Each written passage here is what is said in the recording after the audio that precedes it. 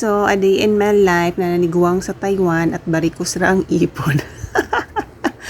So, daghan kay nahitabo diri sa Taiwan, guys. Pinoy kapwa Pinoy. Dili ra sa Pilipinas ng Pinoy kapwa Pinoy nga, guys. Diri pod sa Taiwan dagahan kaayog inggitan diri sa Taiwan, guys. Karon na trending ang mga content creator, guys, yung mga vloggers na mga daghan dako na silang mga followers. Gipatawag sila sa labor, sa immigration, guys, kay naa daw nagsumbong. Kay actually, guys, bawal jud na siya.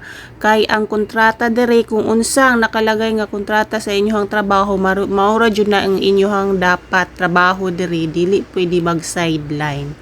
Like online selling, daghan na napauwi, guys. Ang una na kong nahibalaan is napauwi tong taga Pingtong diri sa Taiwan na lalaki, kay nag-online selling siya, vlogger siya, guys, daghan pud siya followers, sikat na gid siya actually.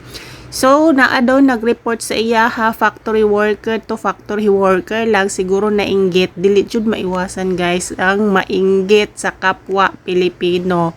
Ambot na lang, ambot crab mentality na ba na sa Pilipino? Kita na ba siguro Pilipino ra jud mo ra ngana, guys, kay diri sa Taiwan, no, naga-support sila sa kapwa nila lokal, pero kita na Pilipino ambot lang. Well, actually, guys, daghan na pauwi, daghan ang gipatawag sa labor sa immigration. So lisod kay siya, guys, kay gipatawag sila after na terminate na sila sa ilahang trabaho, kay bawal jud sila, guys. Bawal siya kay naamagod sila yung mga sponsor na ginabayaran sila, naga-endorse sila, kunyari mga tindahan o Filipino store or mga apps dire, ilahang gina-endorse, so na jud sila ibayad. So mao na sila nasa sideline, and dili lang pud ka na nga nasa sideline kana pong mga online selling vlogger man pud sila.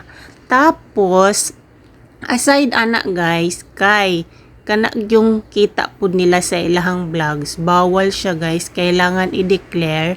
So karon kay nasakpan naman sila, na terminate sila, og ang pinakasakit sa tanang sakit, dili na sila pwede mo balik sa Taiwan. Banned na sila, guys, kay naa sila violation. Ing ana diri kahigpit kung unsay batas, mao jud nay batas. So pero lain kayo sa paminaw, guys, na ang nagsumbong sa imo is kapwa Pilipino. So sa mga factory sa mga factory workers kasagaran ing ana jud, guys, kay daghan kay mog makauban, pakikisama, so dili jud ninyo maiwasan na jud mainggit. Murag mo na jud ni batasan sa mga Pilipino. So luoy kayo sila. So karon gitagaan lang sila 1 week. Nakakita ko sa vlog sa uban, 1 week lang ang gihatag sa ilahan na limit para makauli sa Taiwan, and then dili na sila pwede mibobalik bisan pag turista na lang, guys. So sakit kayo paminahon,